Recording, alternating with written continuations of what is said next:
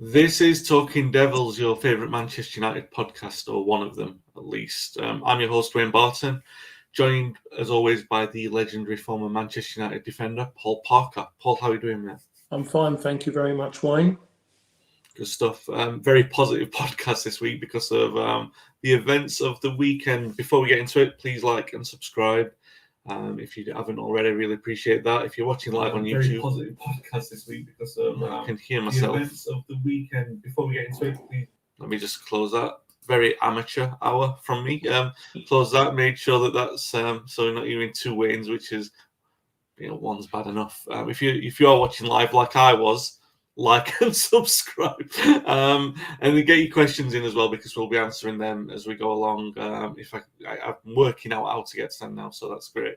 We're always brought to you in association with Classic Football Shirts. Use TOTD10 at checkout for a discount there, 10% discount.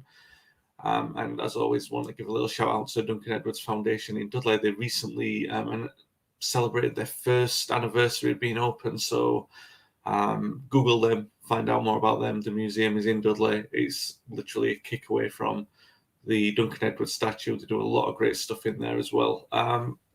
Before we start, the recent stuff on the website and the podcasts. On Friday's show, Keane and Phil Marsh talked about Phil's experience with Roy Keane. Paul, an incredible story. Phil walking out Carrington, Phil picked up Roy's wage packet by mistake and had to go back in to hand it to Kath. And when he did, Roy was there waiting. So you can imagine he was terrified. But the stories on the podcast, elsewhere on the website. I was also on the channel last night with Dave Murphy.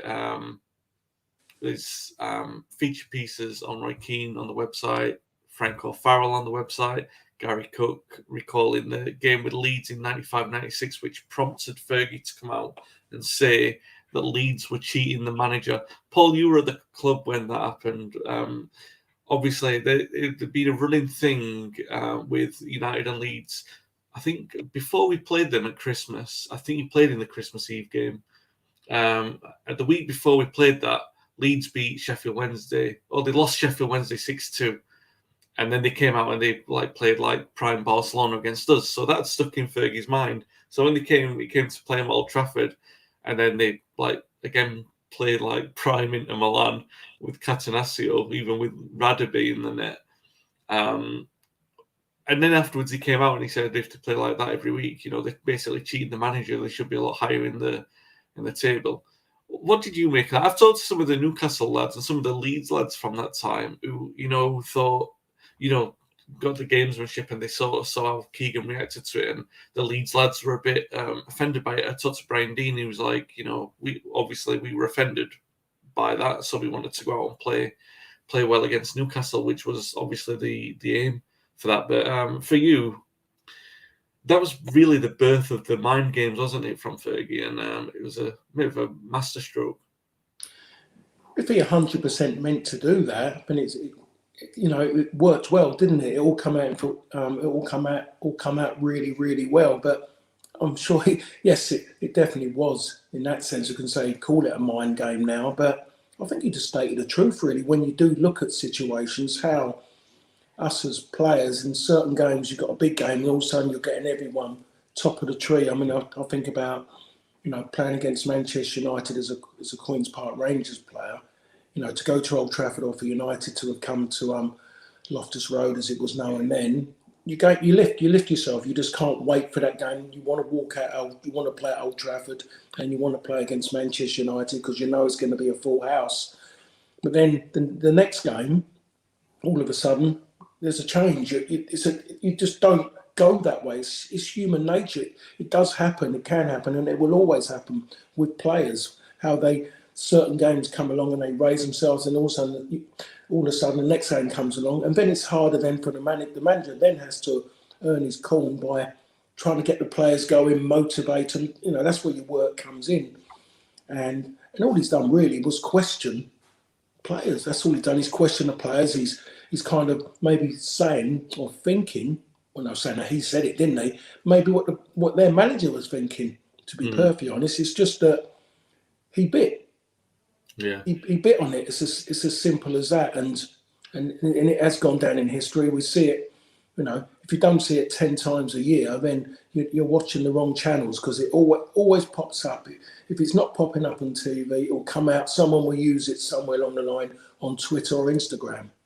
Yeah. What did you make of it when Keegan, when he did buy it, when he came out? Oh, I'd love it. Are you thinking title's ours? I wouldn't have said that then. It was just one of those things that you think to yourself, thank God that isn't my manager doing that. There's having a rant and is going at people, is what the boss had done on numerous occasions, or had to go at the person asking the questions because he felt they've asked him something silly. And you think, okay, but for someone to come out like that, because straight away that put, I think, more pressure on the Newcastle players than what it did. Maybe definitely didn't affect Manchester United. Didn't affect us at all, really, in that sense, because it was about them. They mostly, some of them were thinking, wow, what's he gone and done that for? And they had no great history in being in that position at the given time. They was under pressure because they let a few points slip away as well. It was really not really, when you look at it now, what Newcastle needed. They didn't need to be drawn into any more. Well, didn't want any more onus on them on the fact that they already had the big bit already overhanging them, because they'd given away a massive gap, hadn't they? Yeah, it's funny that you mentioned that, because I've written books on every subject United imaginable, so it's no surprise that I've written one on that season. And what I found looking back at it, and I remembered it at the time, obviously I'm young, but it was like 25 years ago now, and I remember at the time Keegan sort of around Christmas time, wasn't it? He was saying things like, "Oh, even if we don't win, we've been in a good race," and it's like, you're 10 points in front. You don't talk like that. They just didn't have the mentality, and I think that's probably where Fergie looked at it and thought, we can get him and get at them here. Do you know? Yeah, I mean, that's one thing I always know. There is always that experience of being in a position to know how to deal with certain bits when it arises, and at that given time, we never had that in 91, 92 season. When it happened that way, and when the opportunity come around again, and we didn't have the easiest of times during 92, 93, and there was moments where certain bits happened where the previous season we didn't know where to go, how to deal with it, physically or mentally. But second time around, we knew how to deal with it and get through it. And it does make experience does make a big difference. As much as you'll see people sitting in chairs on TV and talking away about it. For the players who are sitting there who have done it, and then the one sitting there who hasn't done it but talks about it, you always listen to the one who's done it, because there is definitely more about it, a lot more to listen to and to understand and to take on board than a person who's talking about it who's never won a league title. That can apply to pretty much all of the squad that we've got at the moment, apart from David De Gea. I think it might be the only surviving one. Phil Jones, the much maligned Phil Jones. Let's get on to the game. It's obviously a good one to discuss. You covered the game for Talk Sport. Talk to me first about the sort of build up to that, because it's very different. Even when you're watching from the studio, the fact that there's a crowd there is just it makes it a different beast, doesn't it? Oh, it does. Well, it's real. I mean, we had that. You had the backing. You could hear it. The tape recorder going in the background of a supposed crowd, and that that system. All of a sudden, there's a shot of goal, then a millionth of a second later, there's something like that going, and you think, oh no, it's just a noise in the end, which kind of in a way try to keep you going. But when it's real and everything, and you can hear the anticipation of the crowd as things are starting to happen, and that's something which you can't make up. You can't try and add that into a game. It's something that is quite random. It's something that you can't make. Just the different noises that come out when teams are going forward, like United were going forward. You could maybe just feel that suddenly people are getting off their seats because they think something's going to happen, especially the people in and behind the goal. Because all you need is one person, and it ends up like a Mexican wave, doesn't it? Because you have to stand up just to see what might happen. Because the last thing you want to do is have to sit down because you can't see, and all of a sudden they go and score. You would never forgive yourself because you cannot get a replay up, can you? Well, But definitely not Old Trafford. You can't because there's no video screens no, there. I know. But But before we talk about the game, though, like, he talked about like sort of the buzz around that, and obviously they were given the massive buzz when Raphael Varane was announced just before kickoff. Look, a lot of stick for United for the delay, and from what I gather, it was a shared responsibility. I think there was some hold up with the Home Office as well. But considering that he couldn't play on Saturday for whatever reason, that's got to have been the best way to announce the signing, right? Get the crowd up even more. yeah, it's one that come out the blue because the person I was asking the person I was working with was asking the question, what's happening there? Why has it taken so long? And the only way I mean, it's everything's having problems at the moment, getting in and out of the UK at the moment. I think the bloke put that down on Brexit, but the only problem is that we know that Varane didn't come across on a freight. Otherwise, if he did, he could have been stuck at the port a long time. That could have been the problem, especially if he arrived into a port in Liverpool. Then they would have kept him there. But you just think to yourself, why is it going? Why is everyone else just getting things over the line a lot quicker? You look what Aston Villa done when they made their side. Is it bang, bang, bang? And I just always look at it. A lot of it now is the amount of people involved in a deal. You have to. There's so many people involved. You have to feed so many people on the way before that player. Everyone goes, yep, signs off on it, and bang, it becomes your player. But going back to what you said, it was a great way of doing it. Home at home, playing Leeds, crowd are up already. Everyone's pleased to be back, and all of a sudden, then you out the blue, you bring on a player, a centre half that everyone's been looking for, a centre half with a fantastic CV, and everything it all fell into line really. Everything was just went perfectly from that moment on. United gave their best home performance in 18 months. Oh yeah, they were brilliant, weren't they? Yeah. The football. I thought the football in the first half was fantastic. He should have gone in at half time more. That's the thing. It allowed out of the blue. It allowed Leeds to come back into it. If they'd have gone in at half time 3-0, no one could have had any complaints at all. No, you're right. I want to say profligate. I think Greenwood, the chance that he had maybe came a little bit too early in the, like 10 minutes into the season. It's like, I've got a chance. I thought Pogba could have done a little bit better with this chance, but by the time he's got the ball out of his feet, the goalkeeper's there. But yeah, the second half performance, in particular, the reaction to their equaliser, because the 15 minutes after that, it wasn't just good football; it was clinical football, wasn't it? It was like that was United at their best, because you're seeing them every time they cut them up and they look like they were going to score, and they did every time. Greenwood, obviously, with that great goal, but it's Fernandes and Pogba who take the plaudits of the day.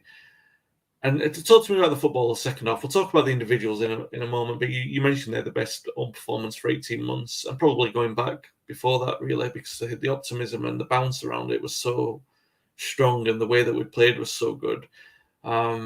Just a joy to watch, wasn't it? Particularly that second half. It was. I mean, the last season and a half, you watch United play at home, and it hasn't.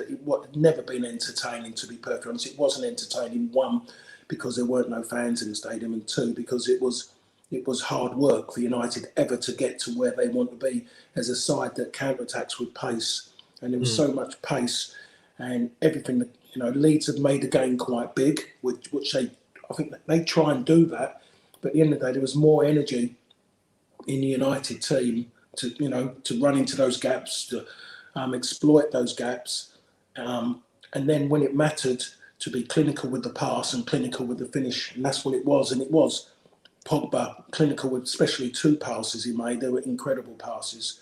The kind of passes, one of them behind the centre half, was just horrible, because he must have felt like he was there bobbing in the water without a life jacket on, because he could just see it just there, that little bit of land to grab onto, but he couldn't grab it because it was he wasn't getting close enough for some unknown reason. He was treading water when that ball went inside of him, and he didn't have to be the quickest player. Even the worst thing for him, it was like Greenwood going in behind him. But wow, I mean, that was a great pass by Pogba. But United, I would say that is their best performance. I'm saying 18 months because previous to 18 months, I've forgotten what's happened then. It was just, that's gone. That feels like 5-10 years ago now. But over the last 18 months, which is more easy to remember because there wasn't fans in the stadium and everything was football.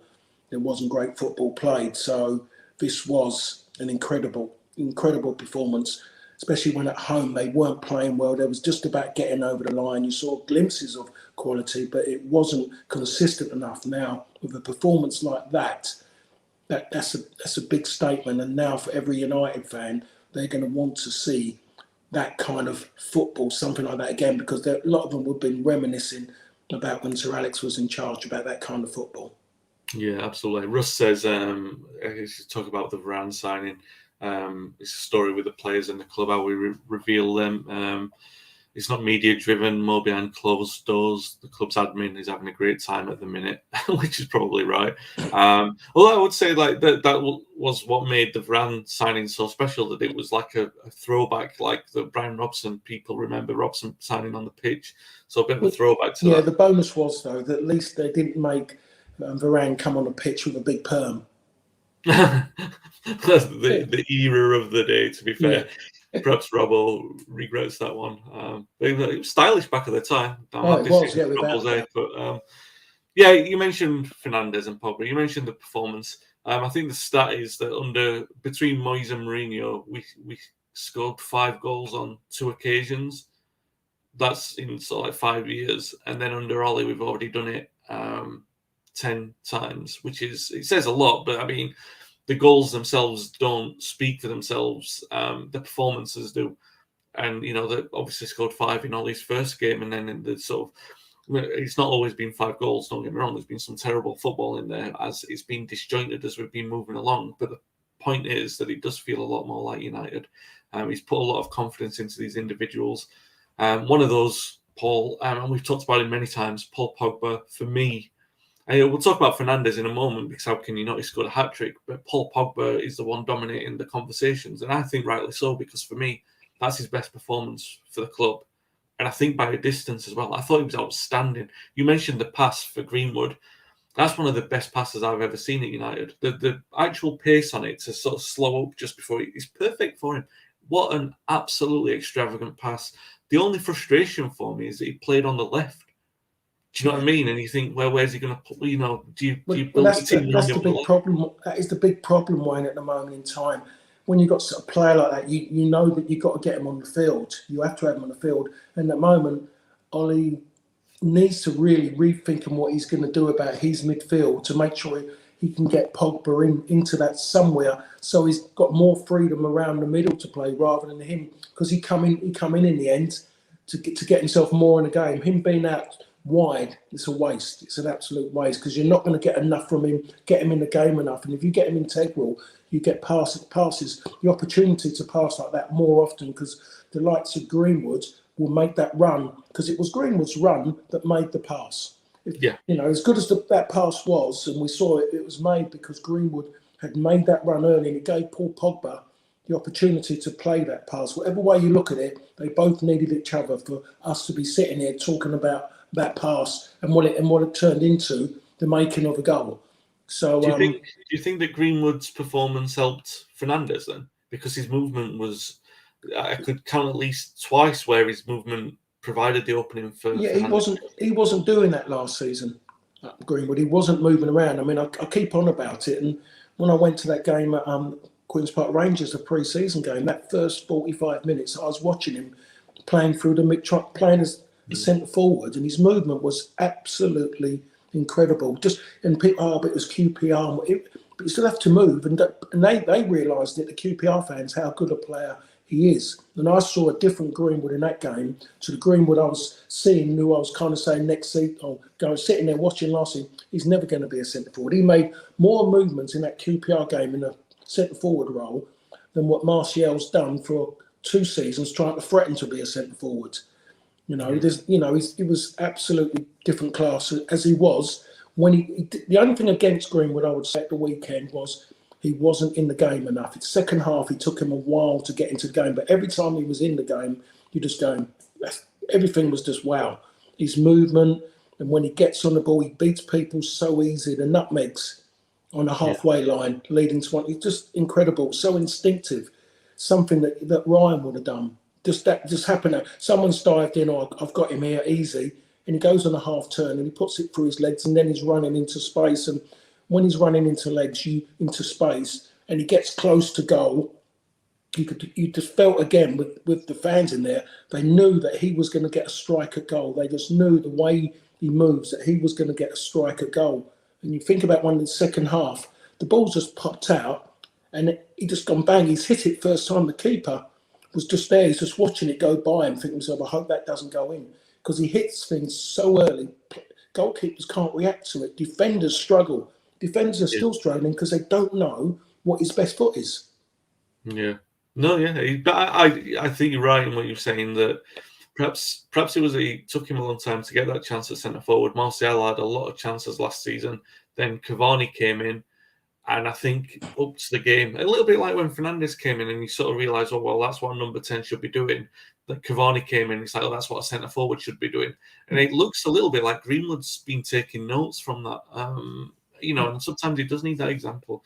But I mentioned Greenwood. You talked about him there, and I sort of talked about the involvement that his movement had in two of Fernandez's goals, the first and the last one. I think that's right. Certainly the first one, because Greenwood moves out of space and it gives Pogba the opportunity to. The defenders are distracted by where Greenwood's gone. It gives Fernandes the opportunity to run into that space, which I don't think you get that selfless movement from Martial. I'm not saying that Martial's running isn't good or that his positioning isn't good, but I'm talking about selfless movement. He's watched what's happened. He's given Fernandes that opportunity. And it's no coincidence that was probably Fernandes' best performance for a long time as well. He was absolutely outstanding. And the third goal, the one that was lashed into the net, that was a sort of example of what to expect. But I was talking about this with Dave Murphy on the podcast that we did yesterday. Do you think that this is the key distinction between him and Cantona? That Cantona would elevate players around him. We've talked about him before. He elevated Mark Hughes, he elevated Giggs and Kanchelskis because he played as this sort of deeper player. Fernandes doesn't do that, but when the other players are on song, it makes a better case for Fernandes, if you get what I'm saying. I'm not saying that he needs them to do that. He does improve the team, but he also needs the players to be around him to be better. He can be at his best. Oh, he definitely does. He needs the players to create space, and to be honest, just be a little bit unselfish, really, and just make false movements. And Eric, in the end, when Eric comes on, you've got someone like him, you believe that he could, as I said last week, he could make a pass and turn his foot around and backheel it. It could do it just the way he was set up, and he would always where he believed he could play the ball, and it needed people just to make those runs to do it. A lot of it was off the cuff, and you can't coach players like Eric. I think someone like Fernandes, you can show him, but I mean, in certain ways, Fernandes, his ability comes from playing in the street as well, because he improvises. There's coaching, and coaching only goes so far. But if you haven't got ability like what he's got already, when he sees passes and some of the things he does, you go, oh my! You could see when he passes balls and there's no one in it, and he's done that because that's where there's space, and he's needing people just use the word gamble to run having that belief that he can do that. He's senior, and if he doesn't work out that way, then you got to do it again. You got to trust him that he's going to realise it, and he'll keep trying to do something like that. You just got to believe. And when you look at Pogba's ball to Greenwood made that run because he had a belief that Paul Pogba could make that pass. None of us like running for the sake of it, but part and parcel of football is you have to do it, and that's why sides become great sides, because players believe in each other that someone's has got that in his locker to go and do it. And with Fernandes, he's got that. Paul Pogba's definitely got it, and all you got to do is keep him entertained, keep him active, and he'll do it for you. And the only thing missing from Paul Pogba's game is consistency. That is all that's missing. The next game Manchester United got, it's important that Paul Pogba is involved all the time with the ball. You keep giving him the ball, and then he'll start enjoying himself, and that's when you're going to get the best of him. Now, it's easy, in a week's time we could be sitting here and we could be negative about him because it's a poor substandard performance. You know, that's the way he is at this moment in time. It's hot and cold. He could be great for United. No, he's a disappointment for United.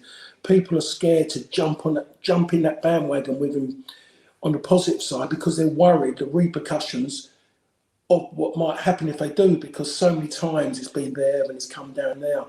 What I saw yesterday, as you said earlier, Wayne, was his best performance for Manchester United because he was in the game for long periods. He was integral of everything they've done with and without the ball. Now, Ollie has to make his mind up about how he wants to play. And if you want, because I still believe they need someone else in that midfield, and that someone else comes in. Paul Pogba's in that midfield, and he's got to take away one, as we see them, two very defence-minded midfield players. Yeah. What do you think about this? Sorry to interrupt, but while you talk about that, I was going to bring this up. Varane coming in, he's obviously going to add some stability to the back line. Don't get me wrong, I'm not digging on Lindelof on this. I thought Lindelof was superb. Got an idea where you're going, but go on, carry on. Yeah, well, it's an obvious point. Varane adds stability to the back line, so you possibly don't need McTominay and Fred. So let's say, for argument's sake, you tell McTominay, spend 6 to 9 months with Matic and Darren Fletcher, who's at the club, learn a little bit more about positional discipline, screening that area. Ben Allen asks, you put a question in the comments about signing Ruben Neves, and I think we both agree, yeah, Neves is a good signing. But if you don't sign him and you need a player to sort of act as that holding midfielder, Varane technically says that you only need one holding midfielder. So that could be McTominay if he learns this positional discipline, which gives Pogba that opportunity to play in that deep midfield role. Is that something, obviously that's a change in formation. It's a slight change in system because it's United taking more impetus and a more proactive approach with the team. Is that something that United can afford to get away with? I know that you've said before about McTominay's limitations. I'm sort of theorising here to you. Do you think that there's scope in there of the players that we've got?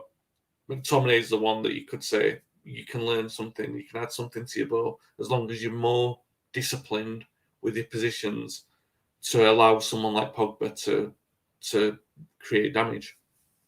I would, yes, I can see where you're going, and I think at home, I believe that's something that they should seriously think about doing that, especially playing at home in that sense. For some reason, we don't have these. We don't seem to, or any team seems to have this kind of all-round midfield player. Just suddenly disappeared for something. The Brian Robsons, the Roy Keanes, the Paul Ince's. Yeah. People don't seem to want them anymore, which doesn't make any sense to me, really, because they're proven. They do work. You've got kind of like, in a certain way, you've got a bit of a kind of a Declan Rice kind of player who can sit there but can surge forward and willing to do that. I'm still a fan of Basuma at Brighton. Yeah. Good athlete. He can get up and back. He can work well in both areas of the park, the defensive side of the third and the attacking third, because he's got good feet. He's the one for me, very athletic, who can do a job in there. But with Varane in there, with Maguire, yes, maybe at home. It was a few worrying points in the first half when, I'm trying to think if I get his name right, it was, I don't know if it was Rodrigo or the other one, I've forgotten his name, the Brazilian. Rafinha. Yeah. He was getting a lot of space in the first half. Up going against Harry Maguire. Harry Maguire was struggling because Luke Shaw did what he hasn't done for a little while. He went missing for a while. He went wandering, maybe pushing on a little bit too much, and they just exploited it. Lucky enough, they didn't have the quality to get by to take advantage of it. But I think at home he has to play that way at home, a little bit more progressive and braver at home, rather than having two players. I mean, Fred scored a wonderful goal, to be perfectly honest. Don't want to take too much away from him. I like him. At a high-tempo game, Fred is brilliant when he plays in high-tempo games. But when games are slowed down, that's when Fred's biggest problems all seem to come out. So I think United have to be that way. At some point, he's going to have to go without one of them, and then that might help him in the sense of United would be better because you don't, as much as anything, two holding players don't tackle anymore on what you're alluding to. It's about your positional sense. You don't have to make tackles. You have to know holes to fill, just to put pressure on people trying to find those holes to knock in behind centre-halves, in between centre-halves and full-backs. And that's what Matic done so well at his peak. He was so good at that. When you look at even Declan Rice, very rarely does he get booked, but how many interceptions and tackles he makes are incredible. Yeah. But it's about having that art, and when you are booked, it's about being disciplined not to get booked again. The game's, it's going to help now. Now they've got getting rid of all this. They've gone towards helping the game by people diving. They're not making it that bit easier for them anymore. They're taking that bit away, and referees are being clever now. Referees don't want to be mugged anymore.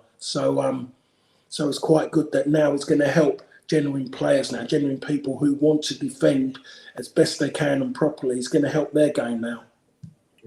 Yeah. Russ says we don't need a defensive midfielder, in his opinion, just a midfield that works as a unit. Peter Schmeichel used to run the defence and Steve Bruce ran the midfield, i.e. controlling in front, so no need to look back. It's a good point, but I think that's we've kind of said that, not maybe in that kind of way, but yeah, obviously leaders in those areas of the pitch are going to sort of make a big difference. And I think Maguire's evolving into one, maybe not like Bruce, but in his own way with this squad of players. Varane can surely only help that. What did you make to the point I made about McTominay? Do you think he can learn those skills to become something like a Matic? I don't know. You look at it now, and you just wonder. Football isn't. We all can go so far, but again, it's football. A lot of it, you're born to play football in certain ways, and you look at players, and I just wonder. There's only so much you can do, and if you're not defence minded or you just don't see things, then to try and coach someone makes it difficult for them, because then you're hoping then you're kind of as a coach or manager, you've got your fingers crossed that he's going to switch on to do it. Certain players can just go bang and do a job. Yeah. And you want them then to do something which is that more important. And you might then have to bring someone else in to do that because it comes natural to them. Yeah. If you know what I'm saying. Yeah. McTominay, you throw a ball there and you just tell him, go and tackle that ball, go and do it. And he'll do that. He'll just chase it around. When you say to him, stand still, control, see it, just move across, fill that, make sure don't leave a gap in between so everything's in front of you. I don't know if he can do that, if he can be that disciplined, because his whole thing is to go and get the ball. So he's very, very impetuous every time, bang. And the moment he doesn't like something, somebody tackles him and they might hurt him or something, his next instinct is to get him back. Like when he done against Newcastle 2 seasons ago when he got injured at home to Newcastle. He lost control and he's dived in at somebody, bang, he got himself injured and he was out for a long period because he's tried to hurt somebody. And they're the little bits. You have to, those central midfield players who are in there, big, strong, tough and going in there, look aggressive, they don't work in the game so much now. It's about being controlled and not putting yourself in positions where you're vulnerable to getting a yellow card. And that's what it needs, discipline. If he can be disciplined, then there's a chance, there's an opportunity for him to do it. But I think the moment United can just get that midfield flowing more and get more footballers in there, because the game doesn't need just runners all the time and aggressive players. I think if they were to take one away, and even now you look at the bench and you've got Van der Beek in there, you think to yourself, can you get him on the pitch with Pogba and Fernandes? You think to yourself, well, you've got a midfield there that many clubs would dream of. You look at that, you think of like Champions League football, you think, wow, that's a midfield of footballers. Van der Beek works so hard without the ball as well. You don't have to be big, strong and brutal to win the ball. You can just nick it off of people's toes. Tommy Docherty method. Yeah. Macari and McElroy who couldn't tackle between them. So yeah, but you just nick the ball. But that you look some unbelievable midfield. That's all it needs. You don't have to have that. You just have people. But then when one of them get the ball, they get hold of it and they don't want to give it away. They want to keep it. You see they get angry when people give the ball away cheaply, unnecessarily. So that's what you need. And I think if he was to do that, people might start looking at it and go, wow, look at this midfield here. This is interesting. Manchester United, now we look at them and go, cool, they could win the league. They could do because of that. But then you go away from home in certain games, you think, no, away from home, this is tough in there, and just change it up a bit. That's all it is. Just maybe just move the system around a little bit more rather than worrying about moving personnel around really too much. Options for the first time in a long time instead of it just being. I think it's a strange thing to say that, but Varane possibly offers options further up the pitch, not through himself doing it, but the fact that he's had him more solidity there. We don't know. We don't know. Hopefully, you would imagine so, because Ollie, I think, to be fair to Ollie, a lot of people have sort of come down on him and said, oh, he's been too pragmatic at times. I think maybe that's the case. But I think if you look back at any of the managers who've come in post Fergie, or post David Moyes, really, Van Gaal tried to be ambitious at the start and then realised you've got to protect that defence. And Mourinho, I'm not saying he was ever attacking, but I think they all had that kind of ambition of just, we'll be a little bit more ambitious. We'll play one holding midfielder, and it always reverted to two in the end. So we'll see. I think Ollie's more ambitious than the pair of those. So, and he's definitely trying to win games. We've seen a lot of goals, haven't we, like we mentioned earlier. A question before we move on to the Southampton game, a question from Ben Allen. He says that with crowds back, do you think that teams are going to struggle more away from home? Whereas last year, obviously, they generally improved. Home form for every team. Every team struggled to play at home, to be perfectly honest. They found it difficult, but a lot of teams are having joy away from home. Namely United. They had a great time, but it ain't going to happen. It's going to be tougher and tougher now to go and win those games. So if United decide this season that they're going to go 2-0 behind and keep coming back away from home, it's going to be harder to do that. It's going to be near on impossible to do that. You might get away with it once, but 2-3 times on a bounce going behind isn't always going to work. So that's something that's been taken away. Their away form was incredible, but that's not going to happen again. So it's going to change, and and thank God really it is going to change, because that means that there's fans back in the stadium. Yeah, it's an interesting point that you made there. And the other consequential point of that is the fact that it has been a couple of years since the fans have been, 18 months. So the teams that were playing like 2 years ago, there's like 4 or 5 new players in the team. So that you actually don't know the chemistry and the dynamic to how they respond to audiences, which I know people might say, oh, playing in a crowd's different to, it's nothing too different to training. But it is, because once you've got the atmosphere in it and the energy, players react differently. You talked about McTominay, the perfect example of a player who probably responds to what's happening around him, the noise and everything like that, which is a positive and sometimes a negative. But that's going to be the case for 4 or 5 players. Solskjaer talked about Cavani playing in front of a crowd for the first time. You might see a different side to Cavani.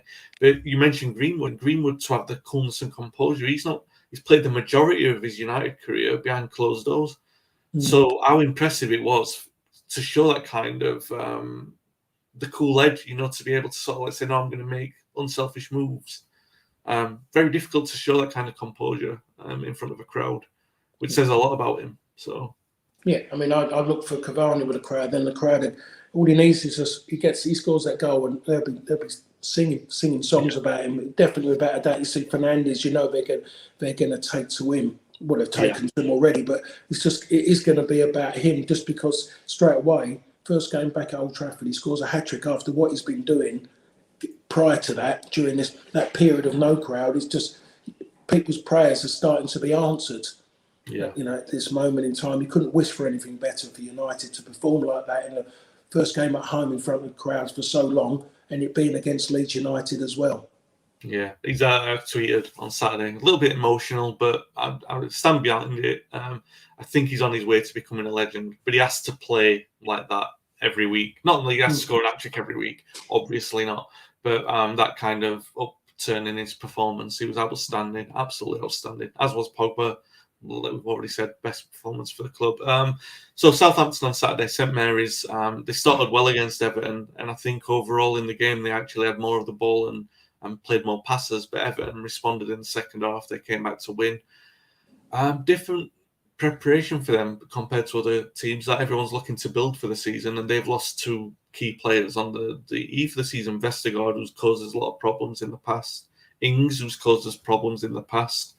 So you would say it's a good time to play him. And a lot of people say, oh, we beat them 9-0, so we shouldn't be worried. But I always say, well, in the season where we beat Ipswich 9-0, we also lost to them 2-1. We had a much better team. So don't judge something on an individual result. They've still got players like Ward-Prowse, Redmond, and like you said, the crowd at St Mary's. We've had a difficult time there in the past. So it could be, I'm still not counting my chickens and saying it's definitely going to be a win, but it's a very good time to go and play them, right? Oh, it is, without a doubt. After the performance like that, I'm just a believer in performances. And if you get a performance like that, you can't wait for your next game, especially being the start of the season as well. For you wish it was on Wednesday, don't you? Really? Yeah, you do. Yeah, without a doubt, they should maybe just get the games in, put them in midweek. I don't see them having. Yeah. You know, you want to play after like that. You want the next game to come quick and to go and play Southampton as well. It's going to be their first home game as well, so they're going to be a little bit that way. They're not going to want to give in. A lot of individual players are going to want to make an impression straight away. So it's going to be a tough start, but as the saying goes, and as it been around football for a long, long time, you have to win the battle to win the war. And that's what it's about when you go away from home. If everyone can win as many individual battles as possible, there's a great chance you'll end up winning that war. So that's what you have to do. That's how you have to treat an away game. And the biggest thing you have to overcome when you go away from home initially is the crowd. Because the crowd are going to be so anti you and pro their team. The last thing you want to do is the first thing that happens with that crowd is you make them miserable by putting the ball in behind them, getting the first corner, getting the first position of the best position of progression to go forward, and you earn those right to quieten the crowd, as the boss always used to say.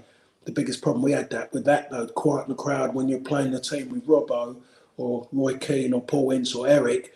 That in theory the crowd would hate you even more because there'd be one of their big challenges or something, and you go to yourself, oh God, here we go again. So it was a difficult one. A few times it went well for us. Other times we had to dig even deeper to get us, to get ourselves through games away from home.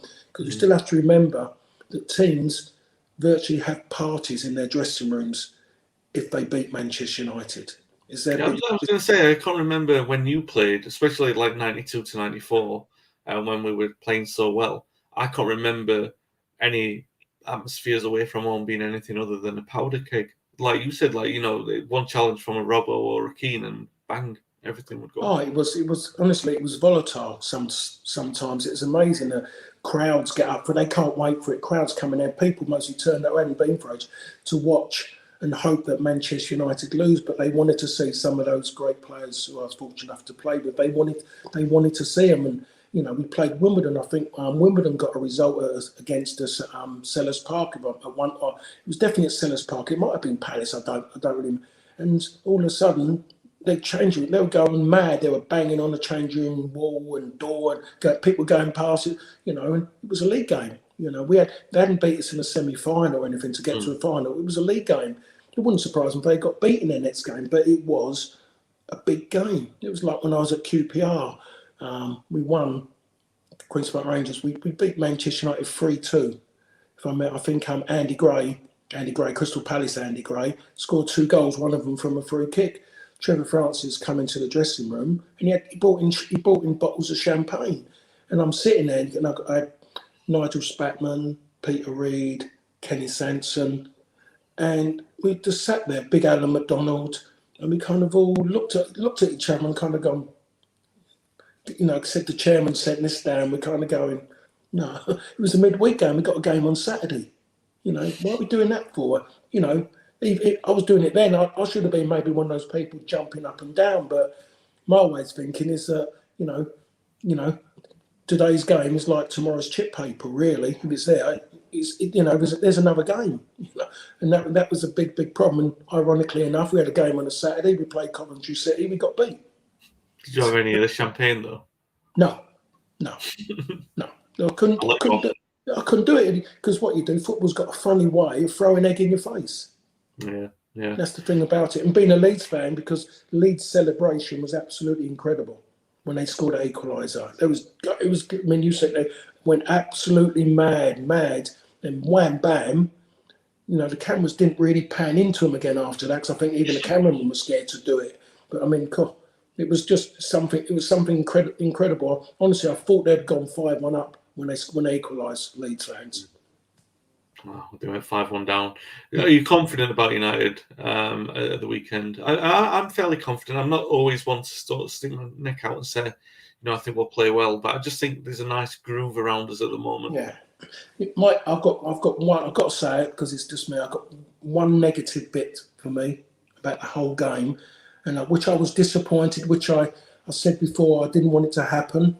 I couldn't understand why it would happen, but it did happen. He never started Sancho. I really don't get it. I still couldn't believe how long it took to get him on. It was left far too late. There was a great time to do it when the fourth goal went in. Enough time left to go and do it. Everyone was on a high. Go and do it. And he left it. He should have started that game. Yeah. Would you have Sancho and Varane on Sunday? Sorry. Without a doubt. Yeah. You got to do it. I think you have to do it. To be perfectly honest, you can't. I don't understand the reasons why Sancho. He's English. There isn't any translation problems or anything. He's not a million miles away from his family. He played no football over the summer. Not unless missing a penalty takes a lot out of you, fitness-wise. Because mentally, he seems a confident boy. So I think he's over that. I think away fans are not going to be over it. They're going to use it as a way of getting at him. But he's got to grow into that and say, well, that doesn't bother me. It's going to make me want to do more and improve my game. And if you get him on the park, I think there'd be 100% belief in the team, because, like everybody, I was shocked. I could not believe he was starting Daniel James. First game of the season, I was shaking my head, and I was still shaking my head that he allowed him to play that long, because, to be honest, he was woeful. Yeah, I thought he was all right. Do you know, it's a funny thing that I sort of put him at. I did play ratings for the site, and I put him on at 7. And I obviously had a little bit of a high because of the performance and the win. I thought he was all right, but I look at it and I thought, well, obviously his attacking output, he didn't really contribute. But I look at the movement again. I'm not saying his movement was particularly clever, but the fact that he was working a lot, and the fact that you had Fernandes and Pogba running the show, that sometimes you need the support act. And yeah, maybe I was being absolutely generous with him because we won 7, we won by 5. I'm with you. By the way, I definitely say start Sancho on Sunday, but and we should have brought him on earlier. But I don't know. I just think on that occasion, because benefit of hindsight, we won. We played well. So yeah, I'm with you. You should definitely play him on. I think for me, if you're going to do anything, that you'd make 2 changes. You'd bring in Varane, obviously, for Lindelof, and then you'd bring in Sancho in for Daniel James. Yeah. But then as well, we look at it, and I think everyone knows, every Manchester United fan knows that Onigula has got a soft spot for Lindelof, because we're seeing Lindelof be out with illness and injuries. The moment he's available, he always brought him back.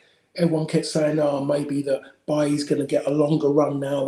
He's playing all right. He's going to get. The moment Lindelof was fit, bang, he was back. So for him to be left out straight away for Varane, I'm kind of going, yeah, I get it, and it has to happen. But I think to myself, there's more to this than meets the eye. Lindelof is just not going to go back and that's it, and just be on the bench. I just think there's a little bit more. Could he decide at some games he's going to go 3 at the back? Yeah, maybe. Yeah, that's a good point. Which I don't associate with Manchester United, to be perfectly honest, but we don't know. It's never worked well. No. I can't remember an occasion where it has. He's a good point about Lindelof, because he's a confidence player, and he played all right on Saturday. I also felt, though, that it's the kind of game that's made for him to play all right. If there's no one who's going to give him a rough time, and he's got a lot of time on the ball, as long as he's not feeling too nervous, like we've talked about before, he can actually do quite well. And obviously his pass for Fernandes' hat-trick goal was outstanding. And yeah, you do wonder, dropping him, he's very much a confidence player. Will dropping him, setting back sort of a lot. We don't know, but I mean, maybe that's the risk that we've got to take to move forward. maybe, you've hit the nail on the head with Ollie. He's a very much sort of a trusting kind of guy. We've seen the benefit of that with Luke Shaw. We've seen the benefit of it with Lindelof. I don't think either of us are completely convinced with him, but we both sort of stepped back and said, all right, well, we can see why he's done it. And we've seen the benefit of that because we've had a consistent defence, maybe not always in performance, but the fact that we had 4 players there for the first time since Sir Alex, which I don't think a lot of people value as highly as maybe you or I do. But then I'm a member of the Defenders Union talking to you every week, Paul. So I can see the point there. Right, before we go, we'll obviously be back next week to review the Southampton game and look at what's happening in the sort of final week of the transfer window.